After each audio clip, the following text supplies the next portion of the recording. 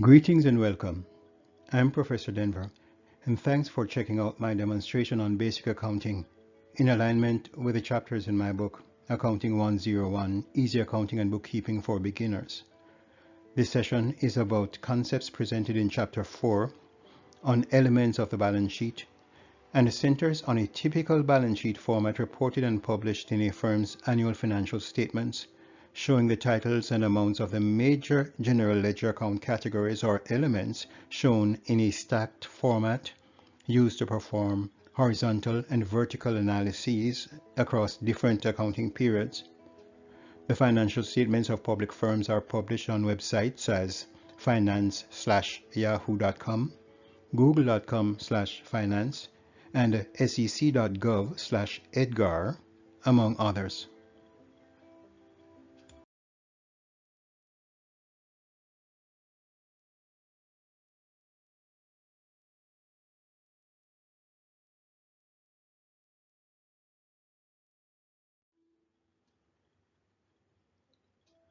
The balance sheet statement shows the titles and the summary total amounts of the major accounting categories for assets, liabilities, and owner's equity sections of a business's chart of accounts, and is also a representation of the accounting equation: total assets equals the sum of total liabilities plus total equity. The titles and the categories and related total amounts shown are the top levels of the categories hierarchies. For example, the title and the amount for cash is the total of all types of cash accounts in a firm's accounting records, such as cash on hands, petty cash, cash in different bank checking and saving accounts, money markets, and CDs, etc. The title and amounts for accounts receivable is the sum total for types of receivable general ledger accounts for amounts due from different types of customers who purchased on credit terms.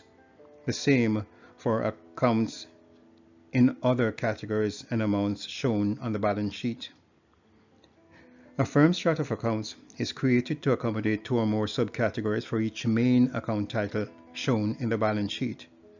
For example, the chart of accounts might show 10101 to 10199 for types of cash accounts, 10201 to 10299 for types of accounts receivable accounts, 10301 to 10399 for types of inventory accounts, etc. In these examples, the chart of accounts is designed to accommodate up to 99 subcategories of the same type of general ledger account from 01 to 99. For example, 10101 might be for cash on hand, 10102 for petty cash, 10103 for checking accounts 1, and so on. Categories in the balance sheet are shown in the order of most liquid, ease of conversion to cash, to least liquid.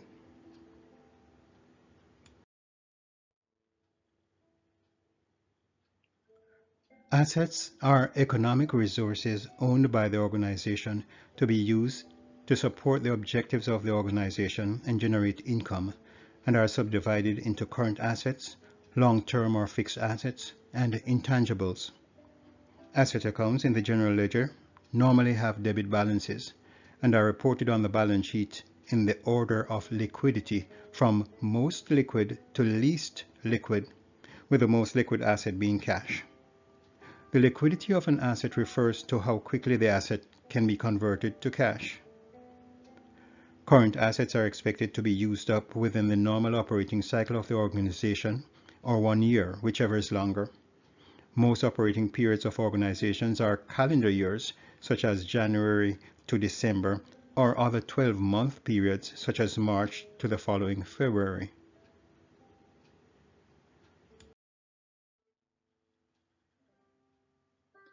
The following are some examples of types of current assets used by firms.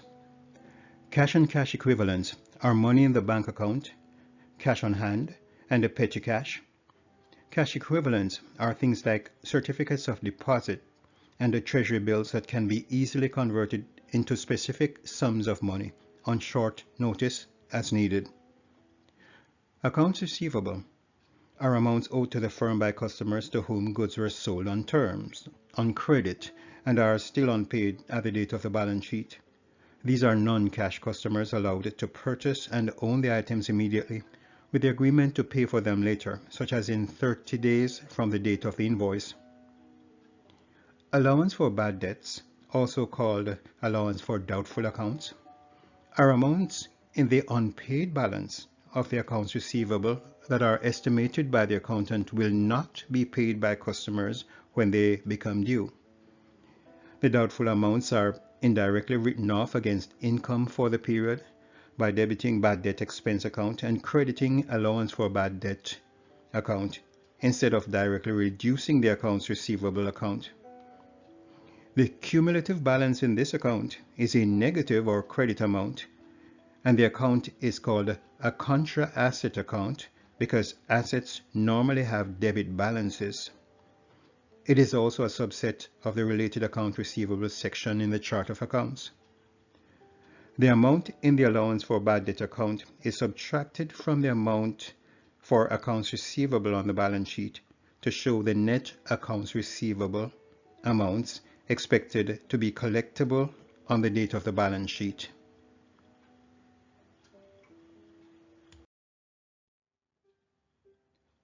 Merchandise inventory are items purchased by retailers and wholesalers from suppliers, also called vendors, to sell to customers with little or no modification to make a profit, not items purchased to be used as supplies for the office or warehouse of the firm, but to resell to customers. Inventory for a firm represents the main products the firm sells to its customers and is usually one of the most valuable assets in a firm after fixed assets. One of three cost assumptions are made by accountants for inventory valuation and used for cost of goods sold and matched against sales when products are sold to determine gross profit for a specific period. 1. First in, first out, or Fifo, where the cost of the earliest set of merchandise purchased for inventory is assumed to be the first used for cost of the items sold for the period, followed by the next batch purchased, and so on in historical order, and usually have the lowest cost of goods sold value and thus the highest gross profit for the period. 2. Last in, first out, or Lifo, assumes the reverse historical order, going backward from the most current cost of merchandise purchased by the firm and used for cost of goods sold to match with the items sold for the period, and therefore usually has the highest value for cost of goods sold and the lowest gross profit. And 3. Weighted average, whereby the unit value of inventory is based on the average of the cost of items whenever new inventory is purchased and is used for cost of goods sold. One of these cost assumptions are used especially when prices for merchandise change frequently and the firm must pay different prices at different dates for similar goods. Note that the purchase prices of the merchandise do not change. They are whatever were paid for the items. Only the timing of the periodic expenses of the inventory in cost of goods sold differ from period to period. In the long run, all the costs for all of the three cost of goods assumptions total to the amount at which they were purchased originally by the firm.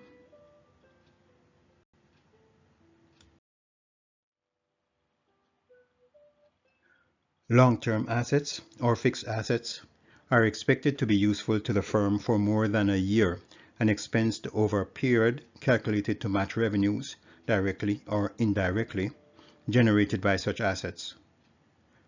The number of fixed asset classification will vary depending on the size and scope of the organization. Classifications include office buildings, office furniture and equipment, machines, computer equipment, land, vehicles, warehouse equipment, etc. Fixed assets are required to support the operations of the business over an extended period of time, a year or more. The purchase costs of fixed assets are not expensed immediately in the income statement, but spread over current and future operating periods benefiting from the usage of the assets and included in the operating costs of the business in generating revenue and profits. The initial historical costs of fixed assets are expensed over time against for periodic revenues by a process called depreciation. The original purchase prices and improvements of fixed assets are maintained in the general ledger accounts and netted against their related accumulated depreciation accounts, contra asset accounts, to show the reduced or net value of the assets on the balance sheet. Accumulated depreciation is a contra asset in the balance sheet for the accumulated depreciation expense recorded in the income statement to expense the cost of long-term assets based on the accountant's estimates for the useful productive life or usage of the assets, and the calculated amount debited to the depreciation expense account and credited to the related accumulated depreciation account, not the fixed asset account. Two common bases are used by accountants to estimate depreciation expense for fixed assets. They are by time, straight line, which is most popular, or modified in number of years, and units of production for a manufacturer, such as maximum estimated number of units that can be potentially produced by a machine, or total estimated production hours of usage. An example of depreciation based on time is straight-line depreciation, wherein the value of the asset, the historical price paid, less a residual or disposal value, is divided by an estimated number of years of useful life, such as 5 years. And the two, depreciation based on manufacturing, depreciation bases used by manufacturing firms, such as related to usage of the assets as total number of units to be produced, or total estimated production hours over the useful life of the asset. Intangible assets are long-term assets that cannot be touched. They are intangible, but are of economic value to the firm, such as goodwill, copyrights, patents, trademarks, and licenses.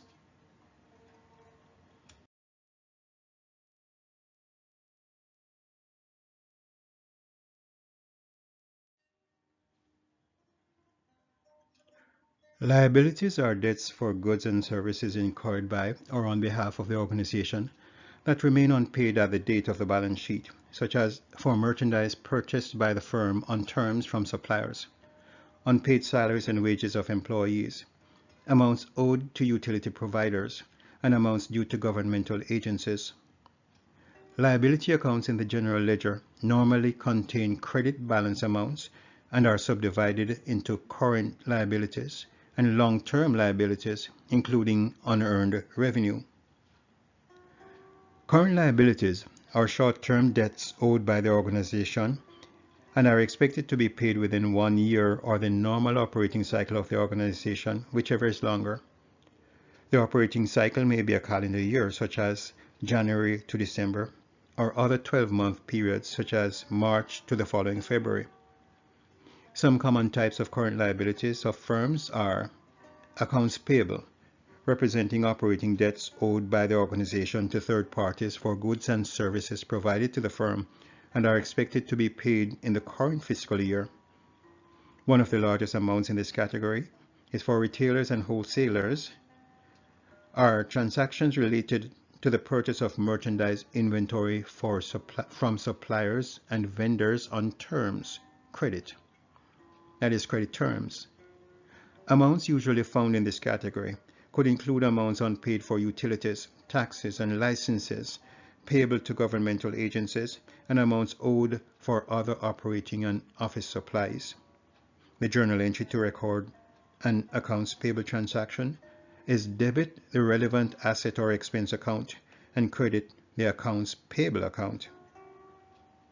Salaries and wages payable is a special category for unpaid amounts owed to employees for work performed for the organization, because employees are usually paid weekly, bi-weekly, or monthly after their services are provided to the firm and owed to employees at any time for services provided to the organization and to be paid on the next payday. They are recognized as accrued wages and salaries. Employers are responsible for withholding certain statutory amounts from the wages and salaries of employees on behalf of city, state, and/or federal governments to be paid over to the government at specific periods, including Social Security and Medicare or FICA, and federal income tax, and may be grouped and shown separately on the balance sheet.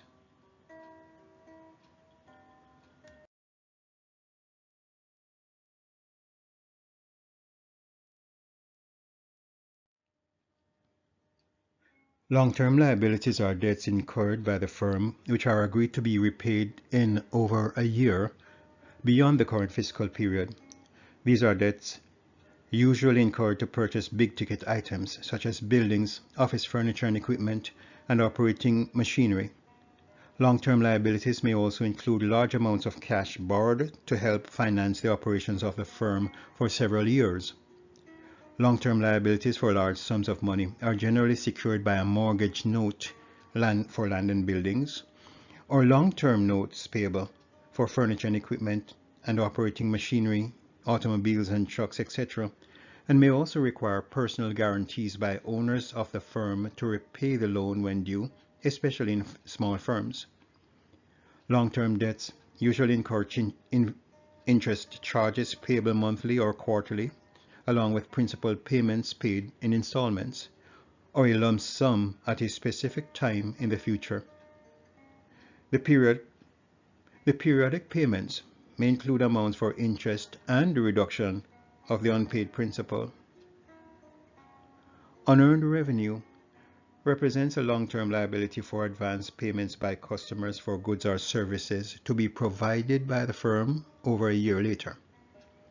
Whenever customers pay for goods or services to be received in the future, and the firm does not earn the related revenues until the goods or services are delivered to the customer, when ownership of the goods passes to the customer, and amounts are then considered earned and transferred into earned revenue.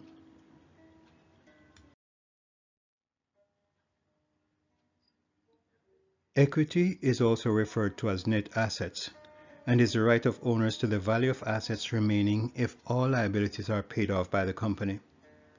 The equity section of the balance sheet is usually subdivided into owner's capital, drawings, and retained earnings. Owner's capital, or equity, represents cash or other resources invested by owners to start and finance the operations of the business as a separate entity. Capital resources invested in the business could include items such as machinery and equipment, office furniture, land and building, and the trucks or automobile, etc. Drawings represent withdrawal of cash or other resources from the business for personal use by owners of the firm, reducing the overall equity balance of the firm. The drawing account is a contra-equity account because it carries a debit balance against the normal credit balances of the equity accounts on the balance sheet. The retained earnings general ledger account contains the accumulated net income or loss amounts of prior and current operating periods. The income statement or income summary account is closed out to the retained earnings account at the end of each fiscal period. That is all for now. Thanks for watching this demonstration. Have a great day.